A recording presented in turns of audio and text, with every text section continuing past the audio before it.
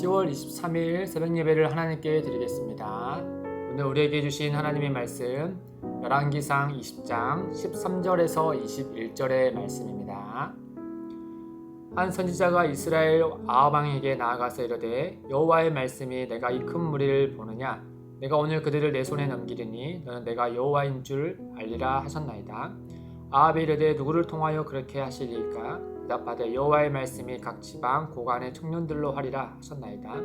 아합이 이르되 누가 싸움을 시작하리이까? 대답하되 왕이니이다. 아합이 이에 각 지방 고관의 청년들을 계수하니 232명이요 그 외에 모든 백성 곧 이스라엘의 모든 자손을 계수하니 7,000명이더라. 그들이 정오에 나가니 베나다시 장막에서 돕는 왕 32명과 더불어 마시고 취한 중이라. 각 지방의 고관의 청년들이 먼저 나갔더라. 베나다시 정탐꾼을 보내더니 그들이 보고하여 이르되 사마리아에서 사람들이 나오더이다 하매 그가 이르되 화친하러 나올지라도 사로잡고 싸우러 나올지라도 사로잡으라 하니라.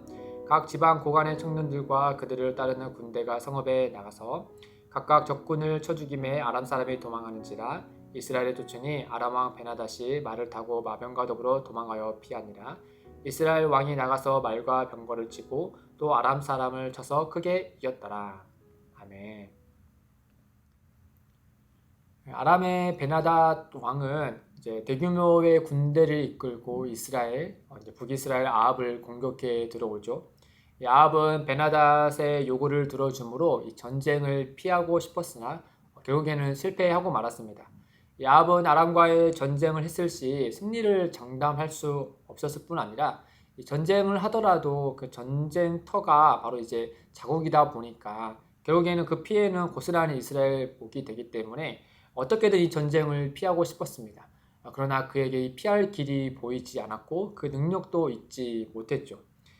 앞에 아합이 엘리야와 하나님께 대하는 태도를 우리가 생각해 보면은 이 아람 군대에 의해서 그 북이스라엘의 공격에 또 전쟁의 위기에 있는 이 모습을 보면은 하나님께서 이 아람 군대를 들어서서 북이스라엘을 징벌하는 모습이 아닐까라는 생각이 듭니다. 어쩌면 아합도 일전에 비가 내리지 않음으로 인해서 하나님께 징계를 받은 것처럼 이번에도 그런 징계 일환으로서 우리에게 닥친 위기가 아닐까 이런 생각을 했을 수도 있습니다. 그러나 하나님의 생각은 그와 전혀 다른 생각이었죠. 그리고 하나님은 놀라운 그 계획을 하신 것을 오늘 말씀을 통해서 우리에게 알려줍니다. 13절에 보면은 이 한 선지자가 이스라엘과 아합 왕에게 나아가서 이르되 여호와의 말씀이 내가 이 큰 무리를 보느냐 내가 오늘 그들을 내 손에 넘기리니 너는 내가 여호와인 줄을 알리라 하셨나이다. 보시면 맨 처음에 이제 우리 한글 성경에 나타나지 않지만은 원어에 보면은 맨 처음에 보라라는 말을 합니다. 그래서 모든 사람들로 하여금 시선을 이제 주목하게 하는 거죠. 보라라고 하는 거죠.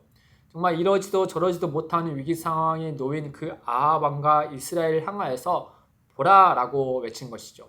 무엇을 보라는 것인가? 한 선지자가 말하는 그 메시지를 보라라고 말씀합니다. 한 선지자는 아합 왕에게 찾아가서 이렇게 이르죠. 하나님께서 베나닷을 일으켜서 이 땅을 심판하라는 것이 아니라 하나님께서 이스라엘에게 그 구원의 말씀 예언을 해주셨다라는 점을 알려주고 있습니다. 이 메시지를 들은 아합과 모든 이스라엘 백성들이 정말 그 뜻밖의 메시지를 들은 것처럼 깜짝 놀랐을 겁니다. 또 이 말씀을 보고 있는 독자들도 마찬가지였겠죠. 우리가 앞서 본 것처럼 아합 왕은 늘 하나님의 뜻과 다른 길로 들어선 인물 아닙니까? 더군다나 엘리야와 이 갈멜산에서 놀라운 기적을 봤음에도 불구하고 여전히 그 유일하신 하나님의 능력을 봤음에도 불구하고 하나님의 뜻을 거부한 왕이 아합 왕이었어요.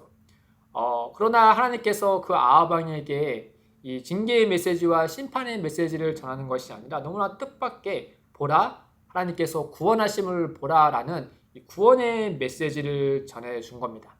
그것도 아합이 하나님과 또 선지자들에게 도움을 요청하지도 않았음에도 불구하고 하나님께서 앞서서 먼저 그에게 이와 같은 구원의 메시지, 자비의 메시지를 전해준 거죠. 결국에 하나님께서 말씀하신 대로 아합은 그 위기에서 벗어나서 놀랍게도 청년 232명과 또 7,000명의 군사로 거의 10만에 가까운 그 아람 군대를 물리쳐서 승리를 거둡니다. 오늘 우리는 이 점에서 하나님은 어떤 분인가 크게 두 가지를 생각해 봤으면 좋겠어요. 첫째는 하나님은 이 자비하신 하나님은 이 죄인들에게 끝까지 자비하신 분이다라는 점을 오늘 말씀을 통해서 우리는 알 수 있습니다. 우리가 사람이 인간적인 마음으로 생각했을 때 이 아합은 하나님의 자비를 받을 수 없는 인물이었죠. 다른 왕들과 달리 아합은 엘리야와 같은 선지자를 만났고 그 능력의 선지자를 만났고 또 갈멜산에서 정말 누구도 부인할 수 없는 기적을 맛본 인물입니다. 그럼에도 불구하고 그는 끝까지 하나님의 뜻을 따르진 않았죠. 그렇게 악한 일을 했음에도 불구하고 하나님은 그에게 자비를 베풀어 주셨습니다. 에스겔서 33장 11절에 하나님께서 이렇게 말씀하세요. 너는 그들에게 말하라. 주 여호와의 말씀이니라. 나의 삶을 두고 맹세하노니 나는 악인이 죽는 것을 기뻐하지 아니하고 악인이 그의 길에서 돌이켜 떠나 사는 것을 기뻐하노라. 이스라엘 족속아 돌이키고 돌이키라. 너희 악한 길에서 떠나라. 어찌 죽고자 하느냐 하셨다 하라. 하나님은 악인이 죽는 것을 기뻐하지 않으신다. 그들에게 심판하신 것을 기뻐하지 않으신다. 오히려 그들이 다시 하나님께 돌아오기를 기뻐하신다. 이를 위하여서 하나님은 아합에게 다시 한번 기회를 주고 또 그에게 조건 없는 자비를 내려주신 겁니다. 둘째로 하나님은 구하지 않아도 필요를 아시는 분이시다라는 점을 우리가 알 수 있어요. 이 위기에 처한 아합은 그 위기 속에서 인간적인 방법으로 그 위기를 돌파할 생각을 했을 뿐 하나님께 도움을 구하지 않았어요. 인간적인 생각을 보면은 하나님의 입장에서 언제나 자기의 뜻을 따르지 않고 또 자기를 모욕한 자가 정말 두 무릎을 꿇고 빌어도 도움을 줄까 말까 하지 않겠습니까? 그러나 하나님은 놀랍게도 이 악한 아합에게 먼저 자비의 손길을 내미시고 그의 필요를 구하지 않아도 그 필요를 주시는 분이다라고 하는 거죠.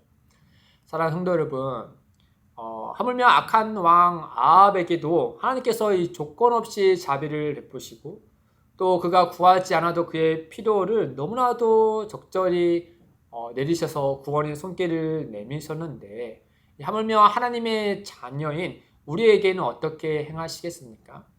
이루 말할 수 없는 큰 자비로 우리의 삶을 인도해 주시고 계시겠죠.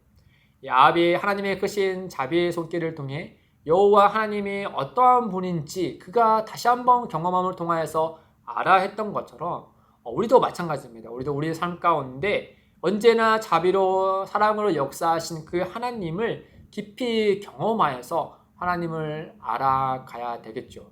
그렇게 알아감으로 우리의 삶이 하나님께 영광이 되는 것입니다. 그 은혜가 있기를 주님의 이름으로 축복드립니다. 함께 기도하겠습니다. 하나님 아버지, 언제나 우리에게 자비를 베푸시고 우리의 삶을 선한 길로 인도해 주셔서 감사합니다. 때론 우리가 바쁜 삶에 하나님의 존재를 잊고 있을 때도 있지만 그럼에도 불구하고 주님은 우리의 삶을 늘 한결같이 인도해 주셔서 감사합니다. 이제는 늘 주님의 선하심을 기억함으로 감사와 기쁨이 넘치는 삶이 되게 인도해 주십시오. 감사하며 예수님의 이름으로 기도드립니다. 아멘. 오늘도 두 가지의 기도 제목을 두고 기도하겠습니다. 첫째, 구하지 않아도 우리의 삶의 필요를 아시는 하나님을 알고 늘 주님 안에서 감사와 기쁨이 넘치는 삶이 되게 하옵소서. 둘째, 기쁨이 되는 교회가 하나님의 자비와 긍휼이 넘치는 곳이 되게 하셔서 성도와 지역민들에게 선한 것을 전하게 하옵소서. 이를 위해 함께 기도하며 나아가겠습니다.